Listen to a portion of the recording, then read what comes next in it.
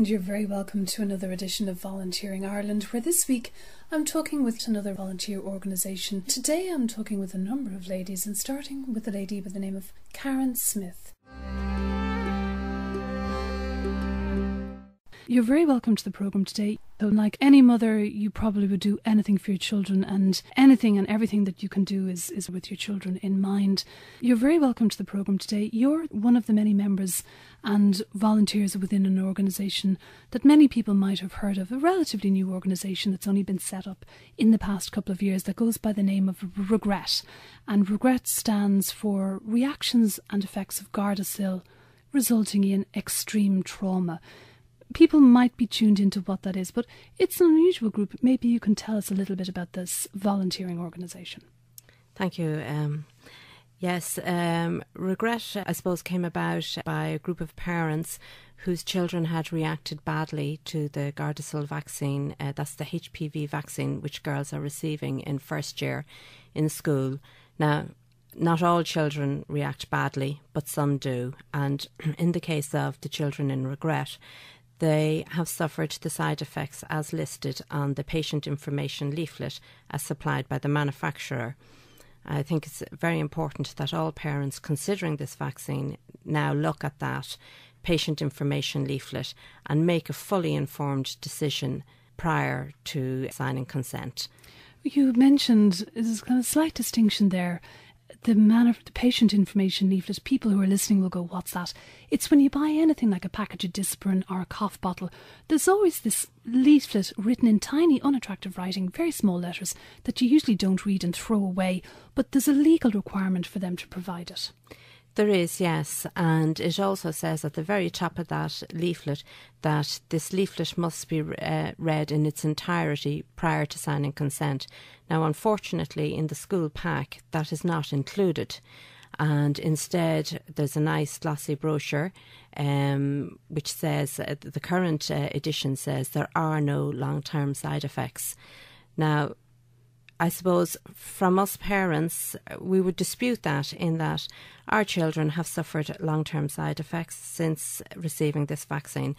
My own daughter received the vaccine in 2010. She is now 19, rolling on 20, and she has lost all her teenage years. She has lost her education. She was a top honours student. Her friends have all gone to college, and she's left at home. Her life is very bleak, her future is looking very bleak, and currently there's no treatment or help for these children. As a group, our aims are to get an independent investigation identifying what went wrong for our daughters post HPV vaccination, and also that it might identify the children that are predisposed to suffering an adverse reaction or side effect, and therefore eliminating them from future vaccination, which would make the whole thing a much safer process for everyone. Karen, this volunteer organisation, REGRET, was set up by concerned parents. How was it that you found each other? Because there's a lot of talk in the media about, there's no correlation, there's no scientific proof, and it happens to occasional people. The diffusion is all around the country. How was it that people managed to get together and start telling stories and finding that there seemed to be a direct consequence from their children getting this HPV vaccination to the organisation being set up? Okay, I suppose in my case, I thought I was the only parent in the world whose daughter was suffering like this. And I went to my GP, and he said, well, we were obviously attending the GP on a regular basis with all her different problems. And so then the normal childhood ailments like flus and colds and well, broken that's what we bits and thought pieces. They were, but it was coming too frequent, too often. And, she was in severe pain, a lot of spinal pain, ferocious headaches. It just got to the stage where you realised this is not normal. So I tried to trace back what could have gone wrong and realised, she was sick after each vaccination. I was called to the school. I was told at the time her reactions were normal. I now know that there's hundreds of thousands just like her all around the world who had those same reactions. And just to kind of interrupt, because I suppose I'm no medical profession and neither are you, having a quick look, this is a vaccination that's been approved by the HSE, it's been approved by the Health Products Regulatory Authority, there's all of these different agencies that approve it, and yet countries like Japan, who were one of the forefront to put it into the schools, I think they've had close to 4,000 reactions and they've now withdrawn it from the schools programme. And Denmark as well, I think their chief medical officer, who previously had been on board as a consequence of so many complaints, has withdrawn Gardasil from the Danish schools programme and has now asked for an independent review to be held, just to throw a little bit of information into the pot. Yeah, that review has taken place. And at the end of that review, that was with the European Medicine Agency, they said, they couldn't find any scientific link. There has been a complaint made to the European Ombudsman by the very notable Northern Cochrane collaboration, and that currently is before the EU Ombudsman. So we will wait the result of that. And now, I suppose neither of us are medical professionals and we kind of don't want to go down the road of he says, she says, but it's an interesting fact to throw it out there in terms of countries that we would respect, I suppose, in terms of the protocol and the standards. This organisation, REGRET.IE, this was founded by people coming together. How did you find each other and how traumatic was that? Well, as I say, I thought I was the only parent and I put up my daughter's story on the internet, and that afternoon I got a phone call from a girl who lives on the north side of Dublin, and later that day I got a call from somebody in Kells. So a few months later we formed a group. There was at that stage 12 families that we knew of in May 2015.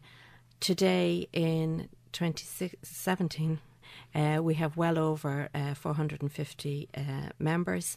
So you've gone from 2 years from 12 people to 450. Yeah. And we would be well aware of many others out there. Groups are not for everybody, but we do have contacts looking for information. And there are other groups also setting up now in Ireland. There's also Informed Parents, and there's Gardasil Awareness Group. So, it's not just regret. Other people have the same problems, and all the children have the same symptoms. And it's a cluster of symptoms, Tell me about the girls that you have in your group, the 450, the families. What type of characteristic illnesses or symptoms are coming out? Headaches would be very prevalent, very severe headaches, and some children also suffer seizures. Dizziness would be a very common problem. That would be dizziness upon standing, and that's very debilitating. That's an ongoing situation for the girls. It's not just dizzy now and again. It's, every time they go to stand up. Is that, let me ask you, because again, I've no medical background, is that POTS? Is something I was reading about, postural orthostatic tachycardia syndrome, where your heart increases under small effort, like sitting or standing. Yeah, it's a very, very debilitating condition, and my daughter has a diagnosis of POTS. That would be quite common. Another common problem for a lot of the girls too is confusion, short-term memory loss, difficulty concentrating in school. Schoolwork starts to become quite difficult for them, and homework and memorisation. Some of the other problems they would have would be menstrual difficulties. For some of the girls, menstruation stops. There's different issues around that. Also, there's some girls suffer from anxiety, depression, panic attacks. These are all common problems amongst girls, but the one thing to remember is that it's cluster symptoms, and that has been acknowledged through reports, official reporting, and through the HPRA, that's the Health Product Regulatory Authority, and that has gone on to the Uppsala Monitoring Centre in Sweden, who have produced a paper on the cluster symptoms. So for you, as a parent struggling and as somebody who's part of this volunteer group, how difficult is it for you emotionally to be part of this group and still go home and try and support your family and support your daughter as well. It seems like the most extreme end of volunteering. There is no choice in this. We have to stay with this until we get help for the girls. Currently, they are not receiving meaningful medical help. Symptoms are being treated individually. They're not being treated holistically as a whole, as a collective of symptoms. Some children are able to function to a point. It's very, very difficult for them. Others are not, and my daughter would be one of them. She is not able to progress, move forward. She cannot be left lying on the couch or in bed in pain for the rest of her life. Something has got to be done. It's got to be acknowledged, and these children have got to be treated. How difficult is it for you then going home to the children? We have no choice here. We have to keep going until we get meaningful medical help for all these children and that they can start to live again. Your members, Karen, you've mentioned that they comprise parents and families who are directly affected or who feel that they're directly affected. But what do you actually do? Well, we're made up solely of parents of daughters who are chronically ill with debilitating side effects. We're a full mixture right across the board. We have all sorts of parents with different skill sets. We have some nurses whose daughters are injured, and they're invaluable when parents, contact us and they have blood results, they don't understand the abbreviations. So they're able to help them through that. They're medical professionals and they advise them on what those tests mean, etc. Same with reports and that. We have other parents that have skill sets in computers and typing and things like that, and they will help us also with secretarial work and the likes of that. I suppose we've been forced together through adversity, finding ourselves in this dreadful situation. We've come together, we're tight, and we're there for each other at all times. Down to small little things. When somebody's in hospital, parents turn up with washing, or when people find themselves on the other side of the country, as happened recently with a college student. Parents turned up with pyjamas and slippers and just the practical everyday things, and we're all pulling together, and our sole aim is to help all these children and to get them better again. That's what we're fighting for. I'm talking with another lady and another mother who's also a volunteer within this organisation, a lady by the name of Caroline. Now, you're also a member of REGRET.IE. I am indeed. And what was it that made you join this volunteer organisation? Well, I had a sick daughter from 2012, and it was, I'm saying, about 7-8 days after she received the third vaccine. She just became really ill. And had she been ill up to that point, or was it anything? No, she was diagnosed with epilepsy at the age of 6. Never stopped her from doing anything. She was really outgoing, sporty, confident type of kid.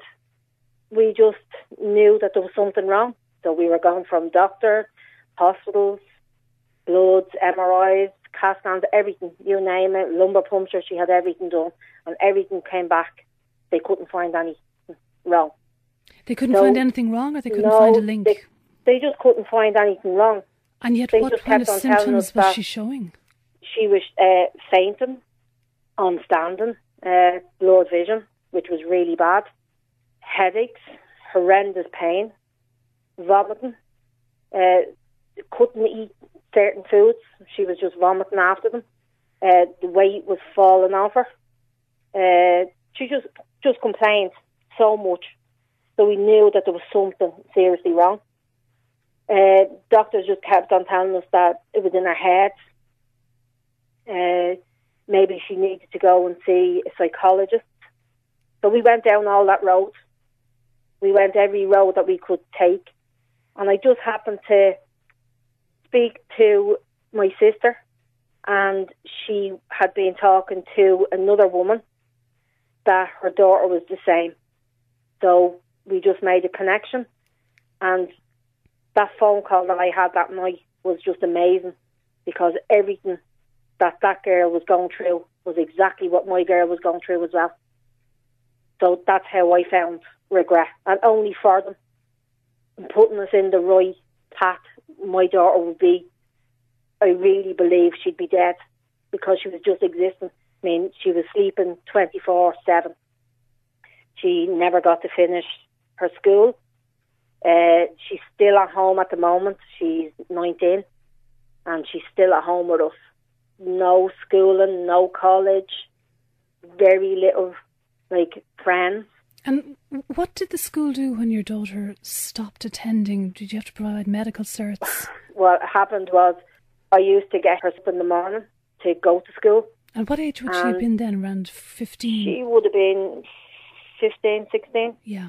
I would have got her up and got her into school, and she'd clock in, because I didn't want to get into trouble. Yeah. So we used to clock her in, and by 9:30, 9:45, I would get a phone call to say that she wasn't well, could I come down and pick her up? Because, of course, a child that ill has to be taken home from school by the parents. Yeah. I mean, she just was so, the panic attacks, the anxiety, it was just horrendous. It was heartbreaking to see her. Her legs just used to go from her. You know, you'd go for a walk and her legs would just go. She would just, oh, did you see that? And the legs would just, it wasn't even locking. It was like if someone had kicked her from behind and she used to go down. It got to the stage, my husband actually had to carry her up to bed. If she actually came down for an hour or so in the evening, she'd actually have to be carried up the stairs, because she just could not lift one leg after the other to go up the stairs. God help her. And 3 years later, the situation is pretty much the same. Yeah, well, I have to say now, she has improved in the sense of the fatigue. That has improved. And other than that, the symptoms of, she'd still get pain. She's one of these, she's a tough kid, and she doesn't let things, really knock her. She actually fights it. So she'd never complain. I can see the pain in her face, but she'd never complain. She just feels that she's a moan by complaining. So she just keeps on getting up and getting on with it. But I'm just disgusted with the way they're being called fake news, and we're emotional terrorists, and it's sickening, because all I wanted is my daughter back to the health that she was before she received the vaccine. And okay, there's some girls that it didn't affect, but what about the girls that it did affect?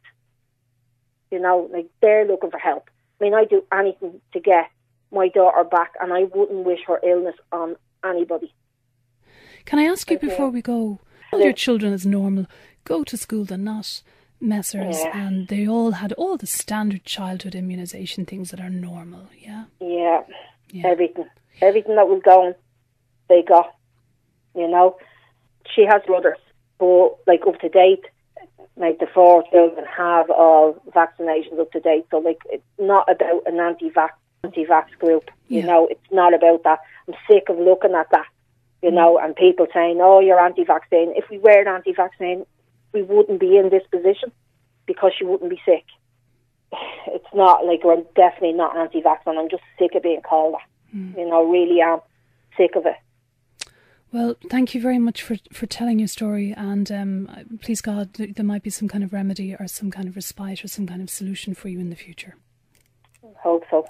Look, I do anything. I just hate to see the kids, and there's over 400 girls now. It needs to be just stopped and just looked at why some kids took a reaction and why some kids didn't.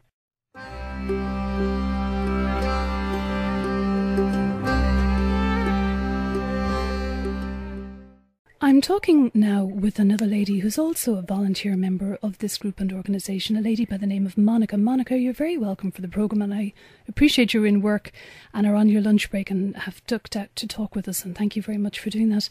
Monica, you're also a volunteer member of this organisation. How long have you been a member for? Since May 2015. So 2 years coming up now, 2.5 years. And what was it that inspired you to join this volunteer group? Well, I first heard someone from Regret speaking on a radio show in May 2015, and until that I had made no connection with the vaccine, unfortunately. I personally felt so totally alone until I heard Regret and other mothers speaking about their daughters with symptoms exactly like mine. So from the very first contact with Regret, the outpouring of support was unbelievable. Emotional support and practical support from the parents. I mean, we were all just parents trying to find answers to what happened to our daughters. So basically we would share our stories, give advice, give remedies for things that we thought helped our girls. I had a bit of a rant if it was what we felt like doing, and it was just the support that we were getting from each other. So that's what inspired me. Now, mainly I give support by admin support or taking calls from people who are upset and just need to talk to us. And how difficult is that for you as a mother who has been affected who thinks they've been affected by this vaccine? And how difficult is it for you to fit this type of volunteering into an already chaotic situation?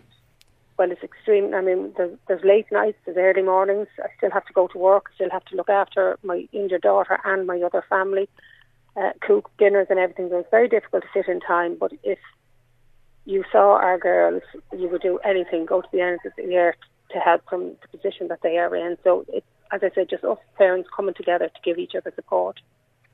And do you mind me asking, you had mentioned your daughter Aoife, was she badly affected, or what was it in her that triggered this volunteering from you?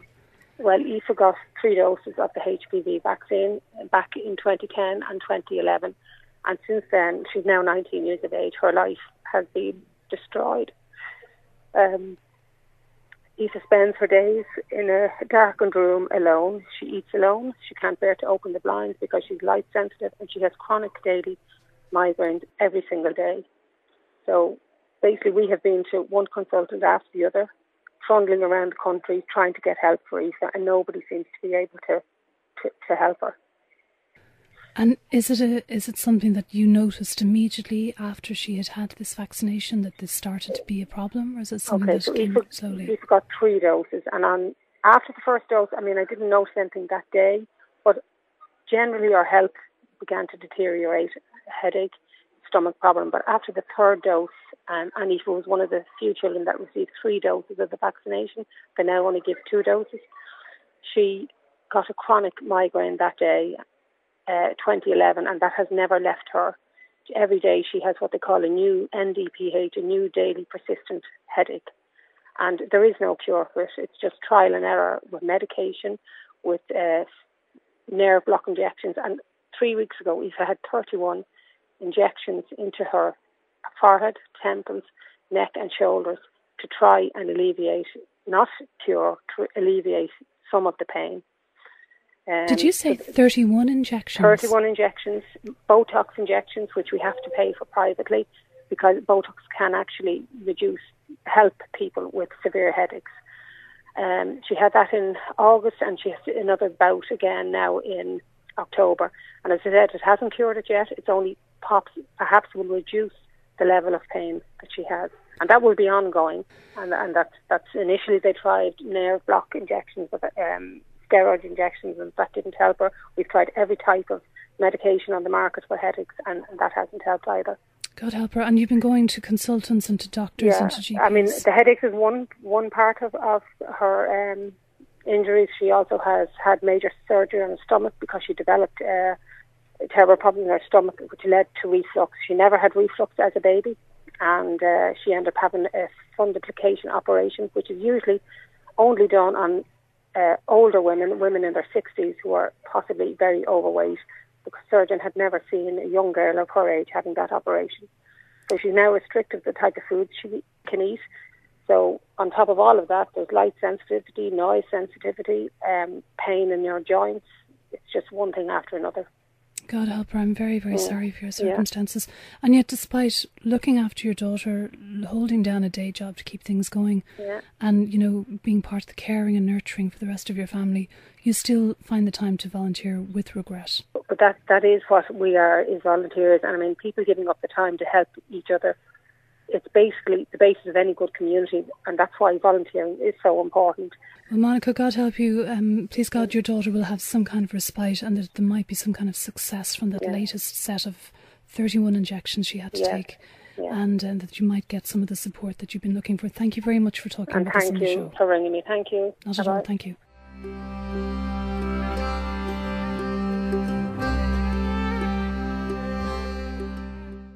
some personal stories from the members of REGRET.IE. We return to Karen for some closing words in relation to their organisation's aims that they're volunteering to achieve. Let's not forget that in the case of thalidomide, it was the parents, it was the mothers, it was the victims who kept raising the alarm on this until eventually their voices were heard, investigation was carried out, and yes, it was proved that there was a problem with thalidomide. So it's not to say that this couldn't happen again. We need an investigation into our girls now and the symptoms they're suffering in the aftermath of the HPV vaccine. Thalidomide was approved by all regulatory bodies, just as HPV is. We need an investigation, and we need an investigation now. And we need to remember it's very important that women maintain their normal smear screening, that not all cancers are caused by HPV, and you must get your cervical screening done regularly at your local GPs, where any abnormalities will be detected at a very early stage before they become cancerous. The vaccine only protects against 2 strains that may or may not go on to cause cervical cancer. And I believe those screenings are now free to every woman. And that was some of the volunteers and the mothers from the national group REGRET.IE talking about their personal experiences, and the group they're a member of, REGRET.IE. That's all we've time for this week on Volunteering Ireland. I'll be back next week at the same time. Until then, from me, take care, have a good week. Slán.